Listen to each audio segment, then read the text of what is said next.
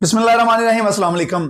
Sugar से बचने के लिए, मोटापा दूर करने के लिए या शुगर को कम करने के लिए, अगर आप ऑलरेडी शुगर के मरीज हैं तो ये ब्रेकफास्ट जो है ये 2 मिनट में बना के रोजाना आप खाएं। 30 दिन के अंदर अंदर आपको इसके जबरदस्त रिजल्ट मिल जाएंगे। अगर आप अपना वजन कम करना चाह रहे हैं, शुगर को कम करना चाह रहे हैं या शुगर से बचना चाह रहे हैं तो ये ब्रेकफास्ट जरूर ट्राई करें। एक फ्राई पैन के अंदर 1 चम्मच जो है अलसी अलसी जो है फ्लैक्स सीड, ये डालनी है आपने। अलसी डालने के बाद आपने इसको ऊपर से बंद कर देना है।